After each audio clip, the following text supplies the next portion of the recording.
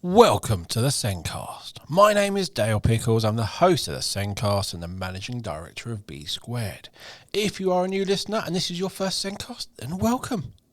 The aim of the podcast is really simple. We want to reach lots and lots of people and help everyone learn more about special educational needs and disability. On this week's episode, we discussed parenting a neurodivergent child, and I was joined by Kate Steer. Kate is a neurodivergent family coach and education consultant from Nurtured NeuroKids. She is a parent of a neurodiverse child, giving her lots of insights and understanding so that she can empower parents to be their child's biggest advocate in school and at home. Now, as everyone knows, the Sencast is produced and created by us here at B Squared. We help schools to show the small steps of progress pupils with SEND make. And over the last few years, we've been creating an inclusive assessment system that can be used with all pupils in primary schools. The system has different levels of detail for different levels of ability, but it makes looking at whole school data and comparing your SEND and your non-SEN and being inclusive really simple. It also reduces teacher workload by only having one system to use, and our new features around our AI make report writing really easy. And of course, having one system saves money. Visit the B Square website or click on the meeting link in the show notes to book a meeting with me to take you through the software and what it can do for you. Now, let's get on with the podcast. My guest this week is Kate Steer. Kate is a neurodivergent family coach and educational consultant from Nurtured NeuroKids. She has taught for 15 years and supported neurodivergent children for over 20 years, both in and out of school. She is a parent of a neurodiverse child, giving her lots of insights and understanding so that she can empower parents to be their child's biggest advocate in school and at home. Welcome, Kate. Hi, Dale. Thank you so much for having me. You are very welcome. There is lots to parenting a neurodivergent child. You're always living in the past, present and future, worrying about all the things you did before because you were told to when you were less informed, supporting them in the present and all the things going on right now, but also worrying about what their future holds for them and how to ensure they have a future they want. That's a lot going on. It is a lot, yeah. Those three things, I could talk about each one for several days. But I think, touching on the first one, I guess, for families sort of post-diagnosis, and for some families, that might be something that they're expecting. And for other families, it might not be. It might be something that they didn't. Obviously, they're kind of going for an autism or ADHD assessment, but I think some parents still come away from it quite surprised, or they sort of say, I had a bit of a feeling, but we didn't really know. And there's quite a lot to process in that. And for some parents, they feel, I guess, quite a lot of shame on reflection of, like you said, living in the past. If I would, had we have known sooner, especially I think if your child is receiving a diagnosis sort of 9, 10 or above, and they may already have been struggling in school for quite a long time and no one really knew what their challenges were specifically, why they were struggling so much. I think parents can feel, it's quite a heavy weight to carry. But I guess we can't change, and that's the thing that when I'm speaking to parents, we can't change what came before, and now, and that's an amazing thing. And some people don't receive that diagnosis until, they're adults. So actually, this is a really positive thing that they are only 10 or they're only 14 and they've still got the rest of their life. And so let's work on kind of now, the present, like you said. Let's talk about the present. And that's the greatest thing we can do, really, is focus on our child that's standing in front of us today. I think when you kind of find out you get diagnosis and you maybe look back at all the things you did which you shouldn't do now you know, but it's like, but you didn't know then. Yeah. You're never doing something which you know is wrong. You're always doing the best for your child with the information you had at that time. Now you're much more informed. Yeah. You know, but back then you didn't. That's the thing. People are only ever doing the best, like you said, with the information they know today. And and everything is evolving all the time. We find out, we're all learning every single day about neurodivergent brains and profiles, and also the child, if you have an autistic child at 4, they're not the same anyway as your autistic child at 8 or 10. So you do have to evolve. You do have to change your parenting or adapt how, the environment is, your expectations of them, what support they need, because they're going through different things at different times, whether that's primary school, secondary school. So, yeah, it definitely is a kind of a constant evolving thing anyway. So, we're all just doing the best we can on the day. You can't change the past. The No, past is the past. yeah. The main thing to do is be as informed as you can and make sure your relationship with your child is as strong as it can be. Absolutely. I think that's the absolute fundamental for me is always hold your relationship with your child as the greatest thing, because all the support and strategies and things that people can suggest, none of those are really going to work unless you have a very strong relationship with your child. Not none of them, but it will make it a lot harder if your relationship with your child isn't kind of as strong as it needs to be. So always kind of hold on to that as much as you can and prioritize that over everything.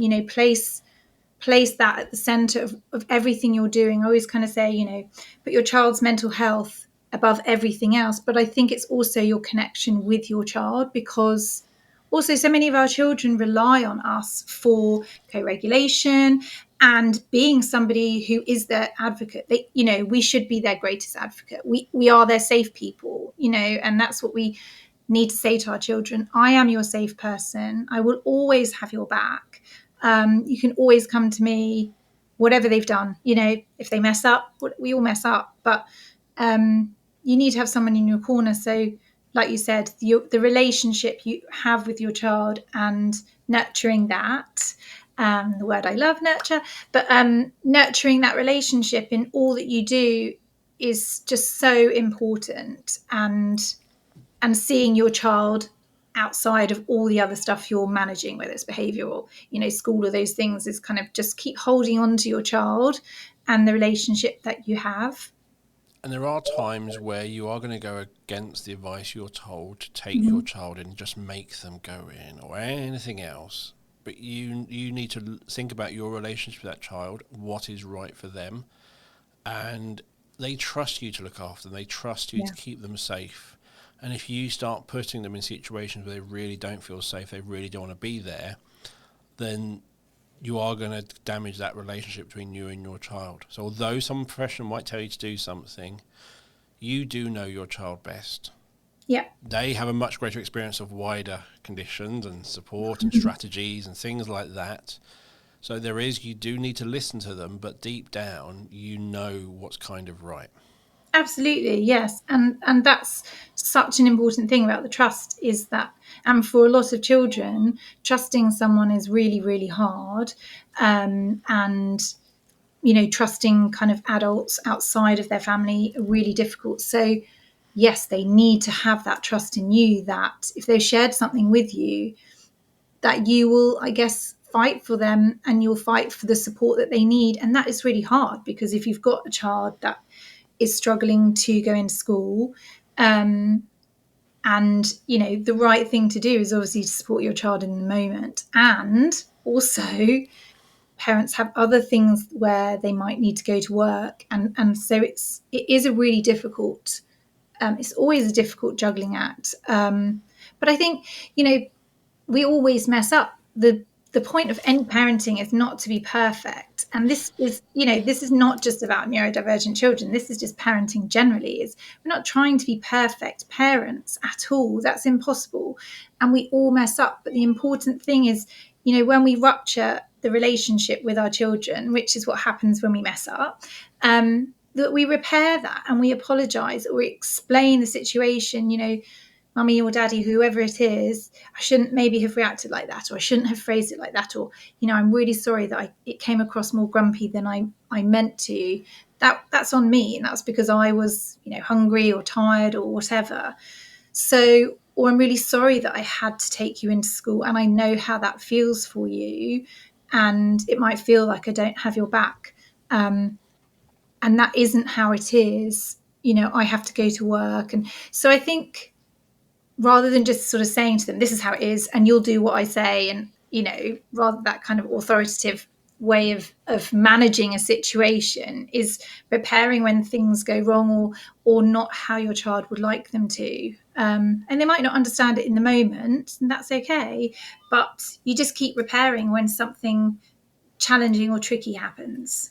It's also really important that you're showing that you're vulnerable, you're showing that you make mistakes, and you're Yeah. showing how you manage them and how you respond and how you let that other person know. My daughter has just started her GCSEs, and the first morning she set an alarm for 5:30, or she was going to, but she forgot to set her alarm. And my wife noticed that she hadn't heard anything, and it was about 6:30 or so. I don't know why they wake up so early, but they do. And she went in, and my daughter kind of exploded and jumped out of bed, and my wife just left the room going, oh dear, it's going to be a bad morning. And about 20 seconds later, my daughter just came into our room going, I'm so sorry. And she knows that she reacted because it was a situation, and she got that she reacted to the situation, but she kind of reacted to a person and then realised that that person did nothing wrong, was helping them, and has apologised. And that's the sort of thing that whenever we generally react, we're not reacting to what our child's done, it's something else, our work, life, something else has made us, and maybe that child did the final bit of thing on the Yeah, it's the buckaroo, final straw. Yeah. and off you went. But it was a tiny bit, and the rest of it was not about them. And so, yeah, it's being that vulnerable person, admitting you wrong, and showing your children how you deal with that is really important. Yeah, and I think unless we have those conversations, our children don't know that, and they will always assume it's about them. And especially neurodivergent children who can have quite low self-esteem and confidence, and have quite sort of innate feelings of shame about things. And so they will always assume, not always, but the majority of time, they would assume that it's them. For all children, if mummy or daddy are upset or angry, it's got to be because of me. So I think, you gave a really good example of a child who's much older and that's what they have been used to growing up. And it doesn't mean that a 6-year-old child is going to know how to do that, but you just keep giving those examples over time. You keep scaffolding kind of, it's the same, if you want your child to be kind, you don't teach kindness, you just show kindness. And it's the same thing. If you want your child to be able to mess up in life, then you need to kind of be honest when you've messed up rather than hide it, and just discuss that. And I think that's really important, especially for those who have a perfectionist tendency and find it really hard to mess up. I'm one of them. So yeah, I think it's really important that we have these kind of open, vulnerable, this wasn't on you, this is on me. And until we do that, we can't expect children to do the same. And that's, I guess, part of that developing emotional regulation, which doesn't kind of develop until much later. But our children need lots and lots of examples of that across kind of their childhood. Definitely. And one of the conversations with as my daughter got older was I try to let her know that as much as I can, I accommodate all her rules, all her Mhm. needs, all those things. I said I really try, but I told her that because I'm also neurodivergent. But I think everyone has their own rules. Yeah. So I'd say to her, so you've got your rules, but I've also got mine that I'm living by, that I'm trying to do. And sometimes my rules are not compatible with yours. Now, Yeah. sometimes I will find a way to make that work, but other times I cannot. And it was just that when as they get old and that understanding of actually when they realise, not realise, it's they acknowledge actually you are doing a lot for me because I need it and they get it. Actually, I get that you can't do that, and it's the end of the world. It's getting to that position where they're going, yeah, you can't do it for me today, but it's not a never ever thing. It's just right now. Yeah. And it is finding that balance between you and your child of what can you do, but what can't you do, and when can't you do it. And it's having those open conversations, I think, are really important. And I think that's obviously much easier as it gets old, as your child gets older, because and lots of families who I work with, they are neurodivergent themselves, and so you're parenting a neurodivergent child, you're neurodivergent, and so you generally trigger each other because of kind of just situations. And it's likely you might both be triggered by the same experience that you're in or environment, and so you're both trying to manage your own nervous systems at the same time, which is really hard. But I think that's that thing of when we have younger children, even though we're struggling, we are the adult in that moment, and we have to, we can't sort of leave them on their own with that and just tend to kind of how we're feeling. There is a thing of, okay, I need to be the steady person in this moment. I know how I'm feeling, but I know that my child is not going to be capable of this. And so I think it's always that thing of expectations, and sometimes society expects too much out of young children, and they expect them to be able to manage this and apologize, and and that's just not true. When we look at kind of child development and brain development, that's not the case. So I think when we can understand it, and I think in terms of behavior, and I know that's a topic for another time, but I think when we just understand our children better, and I think that's one of my biggest things as a coach, is when you understand your child, it's easier to support them because you know kind of what is happening for your child in that moment. And so it allows you to be more compassionate. And I think, and that's about ourselves as well, people who are learning about themselves. It allows, whenever you understand a situation better, it allows you to lead with greater compassion. And I think that's what we definitely need when we're parenting neurodivergent children, is a lot of that compassion to what they're going through in that moment. And as the parent, it is right that's the priority in that moment. And sometimes your child will do things or have a requirement you will never understand. And as you look back on it many years later, they also do not understand. My daughter, we used to go, so we live out in the woods, loads of woods near us. We used to go cycling, and my youngest always had to be in the front. Always. If her sister got her wheel slightly in front of it, she would stop and have a meltdown. And we'd all literally, and her sister would do it. If she'd wound her up, her sister would do it just to know that if I do this, she's going to have it. And it's just that sisterly thing of being horrible to each other. And we did everything. And sometimes she would, stop pedaling, suddenly brake for something, and someone would go, and it was just, and so we knew it, and we worked around it. But we discussing it, going, you were an absolute lemon. Why didn't she go, I don't know. Yeah. See, can you put anything with all your now life experience, looking back, have you got anything? She'd go, nothing.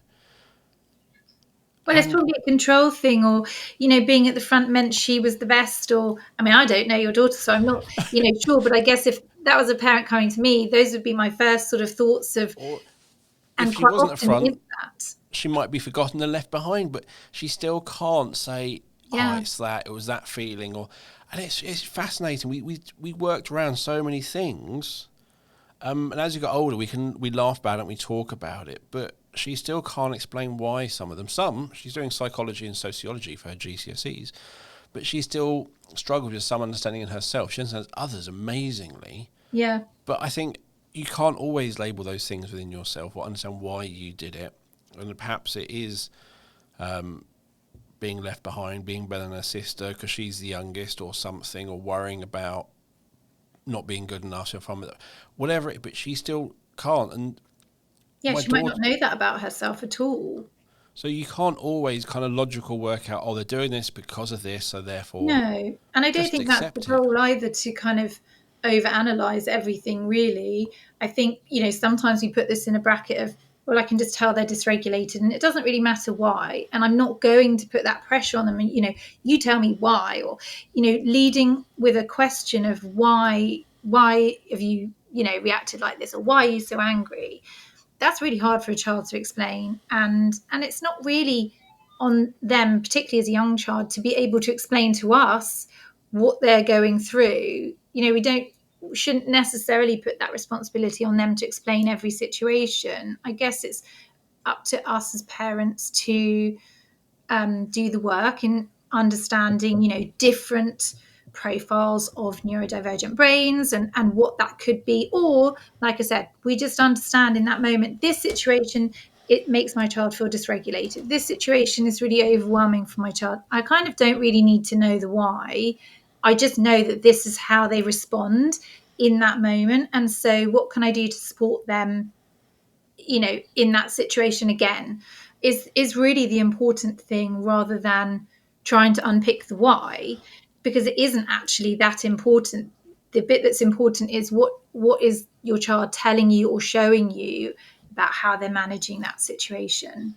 My daughter struggles with the concept of time. Yeah. She'll go on a flight somewhere. How long's the flight? 8 hours. Okay. 20 minutes later, how long's left? And you're going, we've still got hours. Okay. Half an hour later, how long's left? I'm going, okay, let's try this a different way. You can watch 4 films. Yes. Then her face dropped and she got it. Yeah. Do I need to spend hours helping her understand time? No. I've No, just you just found a give way them a that different works. strategy. And it's like parents who sort of say quite often their children struggle with turning off screens and things. And that might just be because the strategy that they're using at the time doesn't translate to their children. So if you say to a child, okay, you've got 10 minutes or you've got 20 minutes, there's not many young children who will be able to work out what 20 minutes is or be able to clock watch. And if you do ask them to clock watch, they're going to be really anxious about that. And they're not going to be able to enjoy their program if they've got a timer or something. It's like, when will that beep? When will that beep? So I always say, yes, can you say to them, you've got 3 episodes? And then, can you check in with them at some point? How many episodes have you watched? How many have we got left? So that they've got that real kind of, they understand an episode. It doesn't matter to them how long that is. They don't need to know that. They just need to know, I've got 3 episodes of Peppa Pig and then it's going off. And that, I think, sometimes can be why transitions around situations are difficult, is because there's a mismatch of the understanding of the strategy or what somebody has said. And there's obviously a million reasons. Sometimes children haven't heard that you've told them it's 20 minutes. But I think if you're not getting something that your child understands, then that could be why they might react in a certain way or push back. I know with my daughter, it was gaming, but also I think TV programs before that. If you go dinner and they were halfway through a Peppa Pig episode, or they're playing an online game, can't pause it, completely get it, but it was like, I want to finish this. It's like, well, it's dinner. And it's like basically what we're saying as adults is, I have my schedule, you need to fit into my schedule. Whereas what I learned to do is kind of, what are you watching? Cool. Right, don't start another episode because dinner will be ready shortly after this ends. Just that bit of prep work, 10 minutes before dinner was ready, has got rid of all issues around dinner times or meal times or leaving the house at weekends, because I've given them, okay, it's not a 10-minute which you lose track of time, or they're trying to watch that and then they suddenly have to stop halfway through and they really don't want to. They want to get to the end of that episode. We completely stopped all of that. What you said is completely makes sense, and it's really unreasonable of you to expect your child to turn their television off halfway through an episode. That would be like someone coming along and hanging up your phone when you're halfway through talking to someone. You'd think, well, hang on, I haven't actually finished what I was saying, or I was listening to what they were saying and you've just ended that. And so I think some of the outrage and anger that comes from children is without that prior warning. Whereas when you're sort of saying how many episodes, they get that. Or equally, as a parent, I would either delay dinner because it's not worth having the battle about that. You're either going to delay it by 10 minutes. It's not like they're in the middle of a film and then they say, I've got another hour and a half. Or you plan that proactively. And that's kind of a big part of what I do, is proactive parenting, so that we become less about putting out fires, and it's more about how can we proactively parent and manage situations. And mostly that's the kind of forward planning, is thinking ahead. Okay, I've said they can watch 3 episodes of Peppa Pig, so that will be 20 minutes, whatever it is, 15 minutes. So I know that I need to kind of get dinner ready after that. I can be putting it out or whatever, but no expectations of them before that. And I think when you kind of do that, it doesn't mean that your child will find it easy to turn it off, but it's about making situations easier. is the difference, I think. Definitely. It's understand it. The thing is, we all have what we want to do. Yeah, None of everyone us has wants their to own put the bin agenda. out. None of us want to put the bin out. None of us want to work. None of us, but you have to. Yeah. And I think we need to teach our children, yes, this is what you want to do, but you have to do this. Why? It's just, you could go into that long answer if they're older, but you don't want to say because that's, I've learned with myself and my children that just because doesn't work, you actually have to give a real reason. And they get there, but it is, choose the battles which make sense. And if you have got a battle, just turn around and go, why are they picking a fight over when dinner is? Yeah, Put and yourself also in how their important shoes. is it? Yeah, what is the importance? I'm probably quite a bit more laid back about. I don't think I've ever used just because as a phrase, because I don't really have a sort of hierarchy system, I guess, in my house in that sense. So, but I think it's just how important is something to you in terms of does that need to be a battle that you're having all the time, like coming and sitting at the table for dinner? I'm sure we've all been brought up in houses where we weren't allowed to eat food unless we were sitting at the table. I know I was. But that actually isn't how I'm doing it in my house, because that wouldn't work. And it would likely lead to kind of daily pushback and battles. So, was that how I thought that my parenting might be? Yes. Did I think we'd all sit at dinner and talk about our days?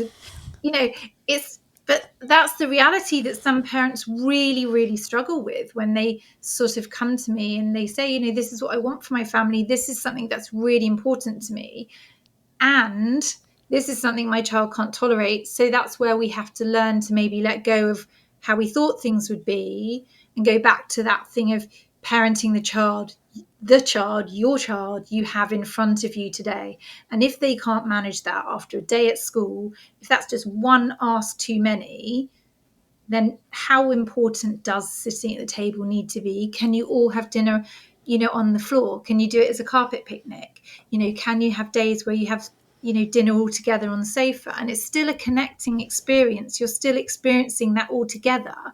It's just not that formal thing of sitting at a table and you're all, forced to speak and share your day, which for some people, children and adults, they just don't really want to do that. People don't want to dissect their day. So I think it's, in all respects, is kind of just reflecting as a parent. And I guess that's what I can do maybe with some parents, is help them to reflect, what can you let go of?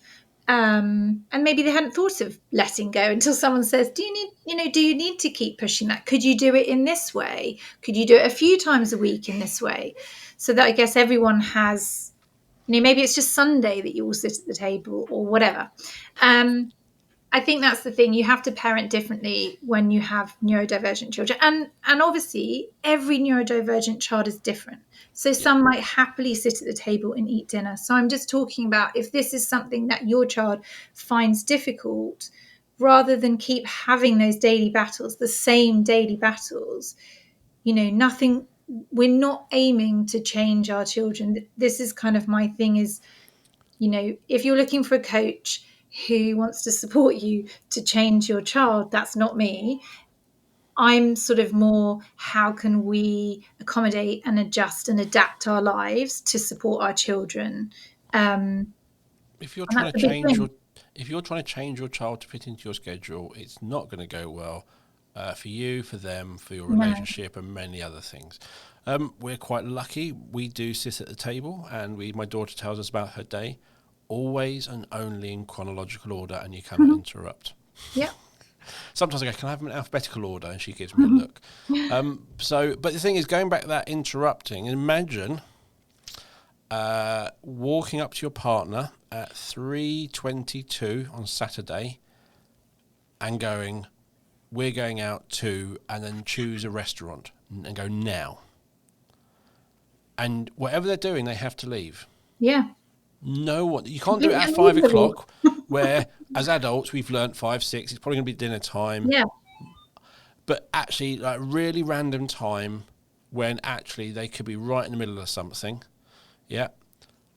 That is kind of what it feels like for a child. Well, why are we going to that restaurant? Why have you chosen this? You're doing it at a random time, a random place for no reason. which doesn't make sense to them. They were already doing something else. They had a whole day scheduled out. That's what we're doing to our children. Now, for some children, they're like, yeah, cool, great, restaurant. For others, no, I The need to worst thing finish this. ever. Yeah. And I think there's two things there. Of one, I always liken that to, you're at a dinner party and you just say to someone, right, we're leaving. People have in their head, they've mapped out their day, and even if your child is just not essentially doing anything, they are to them. They've got the plan of, they're nothing they're going to do all day. So I think there's one thing if you've changed something that they'd planned, and as we know, many children don't manage change very easily and big transitions. So you're trying to transition them out of one thing they'd had in their head to another. But also there's that thing of kind of hierarchy again of I've decided that we're doing this and we're all, you're just going to come and do it with me. And that generally doesn't work very well. There's complete loss of autonomy for that child. They're not kind of part of that. And also there's no proactive parenting in that, as in what does your child need to be successful? And by successful, I mean be able to manage a situation. So if I was taking my son out for lunch on Saturday, which I would never do anyway because it's the weekend, but let's just say I was, that planning would have taken several days in my head, and we would have made, where would I choose that would be the quietest possible place, and what are all the things I'd need to take, and before we go, what would the morning need to look like so that he would be as regulated as possible to do something that might be really difficult for him. So this is kind of the proactiveness, I guess, of parenting we so often need to do. And that's where I guess things, again, that thing of how can I make this easier for you? Or should we just not do it? So I guess there's those two things. If your child cannot do that, then it might be something you don't make them do. And many families, myself included, rarely go out to a restaurant because that would just be, it's not worth it. So, but if it's something you have to do, maybe it's for someone's birthday, a family birthday that you really have to go to, then it becomes a more planned thing. And what is all the support we can put in place for that child? And sometimes that might be that child being able to say at any point, okay, I've had enough now, can I go?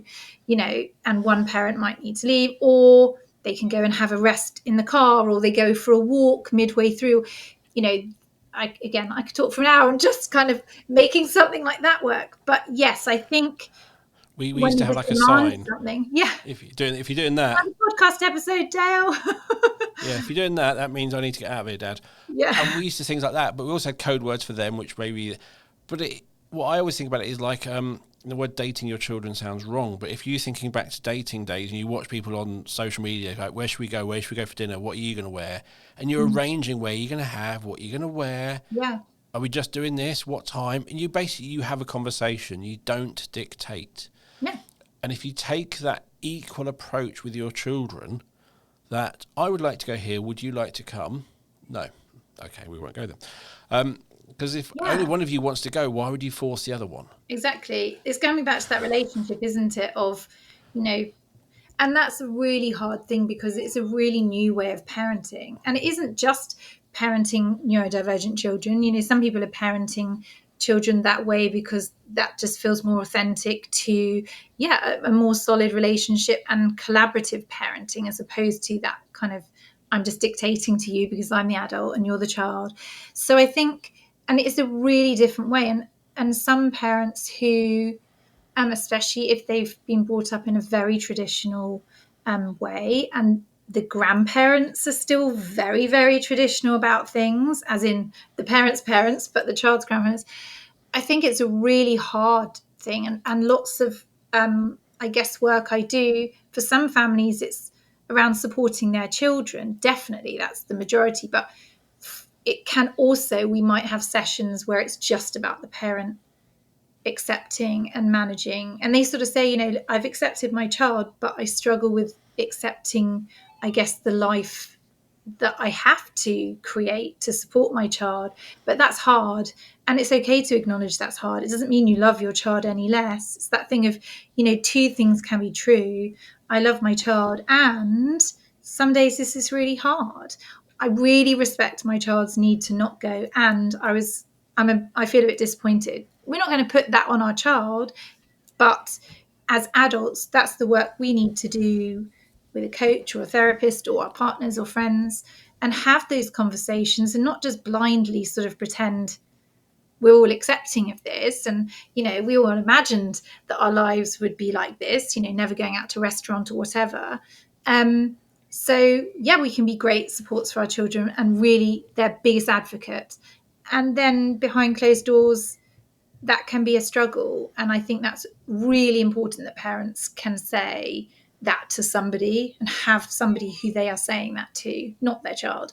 But if that is how you feel, then that's okay, because, that's all feelings are valid. So it's okay to find things difficult. It doesn't have any reflection on how you feel about your child. For some people, if you think about our lives, we have a kind of maybe a plan for our lives. I don't think, as Yeah, most of us men don't, we just ramble along and then things happen. I And definitely have a plan.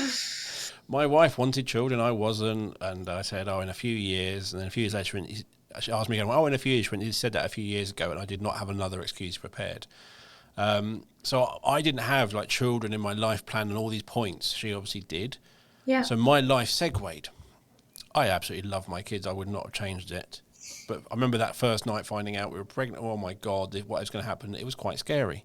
And I think when you find out your child is neurodivergent, that's a different segue. You're going off in a yeah, new direction. yeah. And I think people have that, this is the direction I wanted to go in. It's like, but you're not. And there's nothing you can change. And if you keep trying to get back to that, you'll never get back there. And you'll just become upset that you can't get back there. But also you're distancing yourself from your children and your current life, where it's not, and it may be easy, it might not be easy, but I think the more you embrace that direction you're actually going in, the more you can enjoy it and the better the relationships are. Absolutely, yeah. We do things as my family, we do things our own way. We're not going on a big family holiday to the beach or Spain or somewhere. We're going to southern Germany because we thought that might be quite interesting. So we do Yeah, our own things. I have to take all of my children's properly. I have to plan it all out and go through with each child. This is what we're going to do. Are you happy with this? Are you happy with this? Are you going to do this? This is going to be quite a long day. Is this going to be all right? But we get to have a holiday that everyone is enjoying. yeah. And actually, for me, I love it. I love doing the things with my family. I'd take that over doing what I apparently thought I wanted to do on my own. Absolutely. And I think, that whole thing of back to parenting the child that's standing in front of you, and parents just having, I guess, that confidence to just do it their way. And that's really hard to drown out the noise sometimes. And I think, some parents who talk to me, that's why they want to talk to me, is because the advice coming from their family or their friends, sometimes their partner, might be the sort of, look, we need to make our children or your child just do it like this because that's what you're the adult.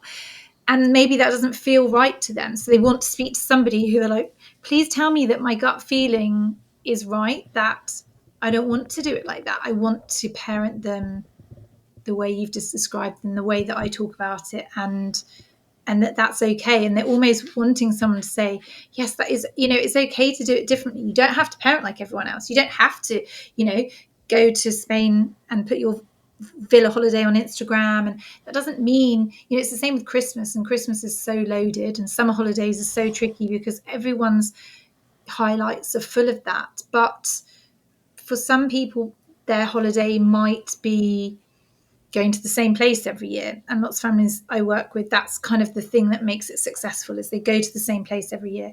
For some families, it might be going on holiday in the UK so they can drive, or somewhere close by they can drive.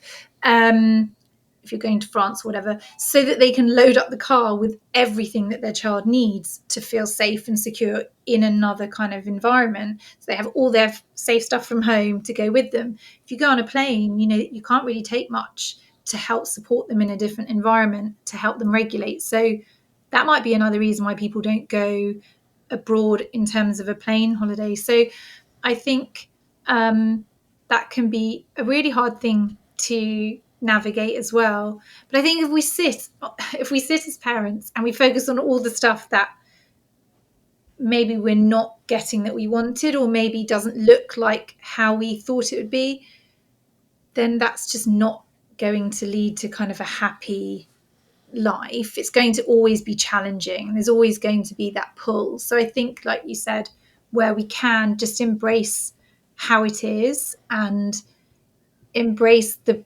best bits we can, embrace the time with your child. And if your child doesn't want to go on holiday, then what can you do to make the summer or any holiday as fun for that person? And I guess another thing I say to parents is, who is this fun for?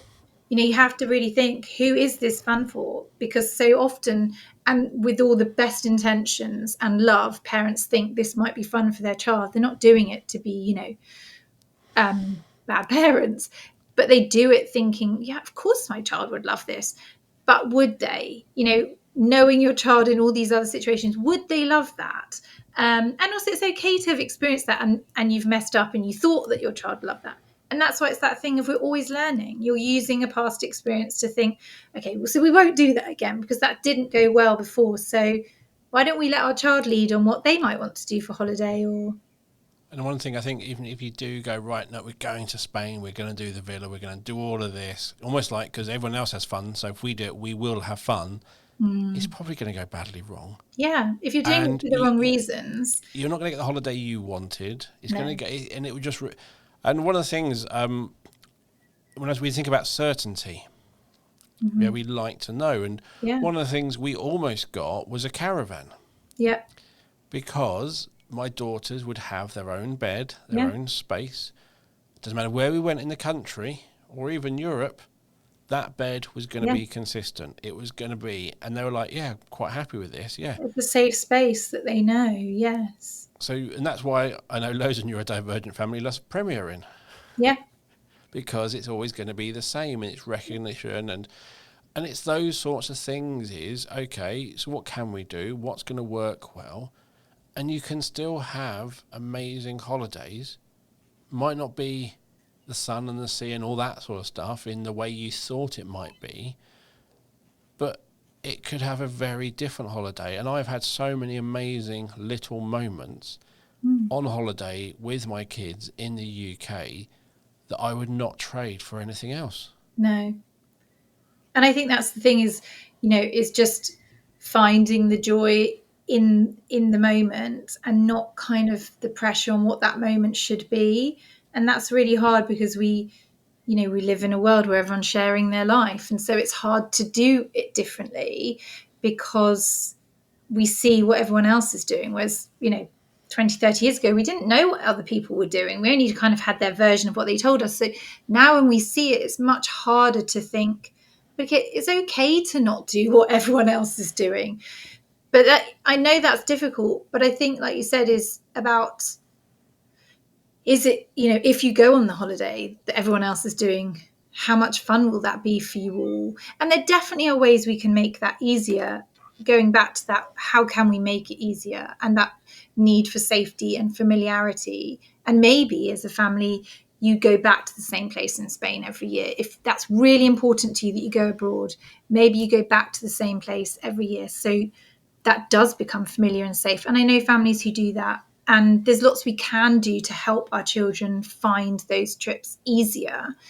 But for others, that's just never going to be, not never, but maybe when they're younger, that's not going to be something that they'll manage easily. And so we have to think, what will be fun for them? What will be fun for us all? And maybe, you go. Do you know a beach called West Wittering? Oh, yeah, that's the one I go to all the time. It's my closest beach. We go there all the time. I love it. And I know that's where people holiday because it's absolutely beautiful. So my wife loves going to the beach, sitting in a chair, relaxing, enjoying the sun. My two neurodivergent children hate the sand. Right, yeah. Beach. Interesting. One of them's chosen to do marine science. That's water. and has to do stuff on the sand. I'm going, how? She Okay, went, yeah. and again, it's one of those things for her. She was 16 years old or 17 years old, and she decided not looking like an idiot was more important than her fear of sand. And she walked on the sand, and everything was fine. But this was before then. They hate the sand. They hate it on their Yeah. feet and so on. And I'm literally going, well, you're a bit too young. I can't leave you at home for the day.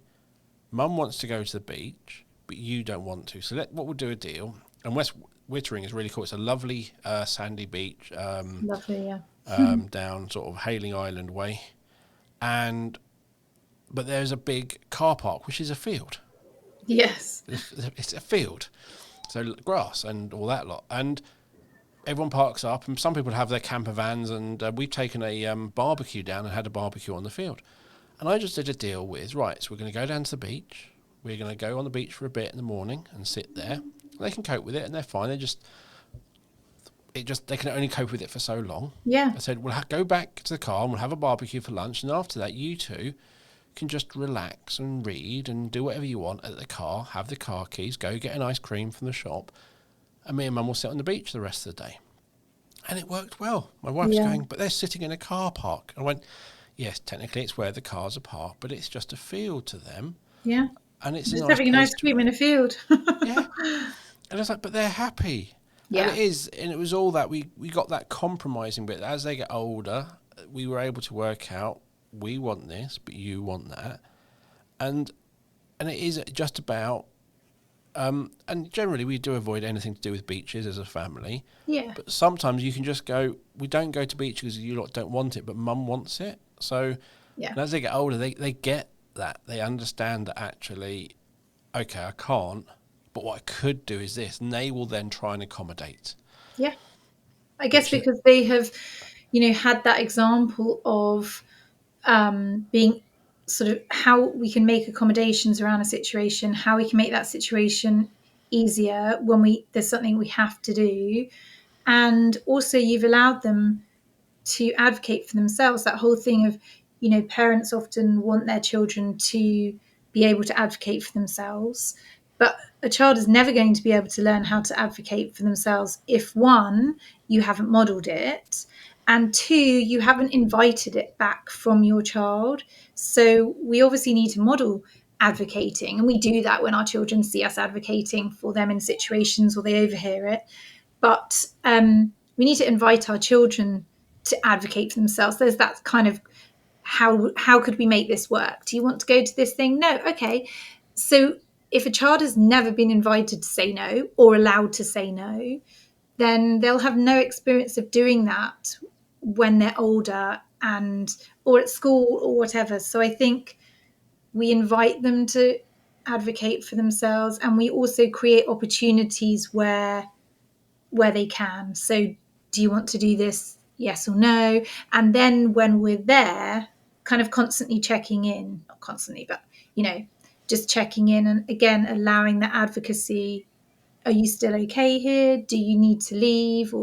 So I think that's just for me, that is such a big part of parenting a neurodivergent child is, one, yes, putting in all those accommodations and support ourselves, but for children to be part of that so they learn to grow up and do that with friends and one day their own partners and workplaces and things like that. So I think it's that whole thing of, children can never regulate emotions that they're not ever allowed to have kind of at home, or if they've never experienced that emotion. If you're not allowed to have that emotion, anger at home, how can you ever learn to regulate it? But it's the same if you're never allowed to say no at home, if you're not allowed to advocate for yourself with your parents, then how can you possibly feel confident to go out into the world and do that with strangers? That is actually really important. And they've taken into account that actually, being able to say no to your parents and be listened to and experience that teaches you something that actually, and if that's not going to happen at home, it's never going to happen anywhere else.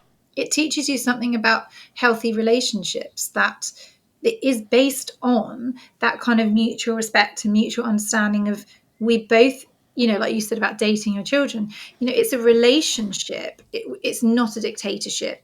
It's very different, I guess, to how parenting used to be. And so if we want our children to grow up feeling empowered to be able to do these things, absolutely, they need to be able to say no to us, and we respect that no.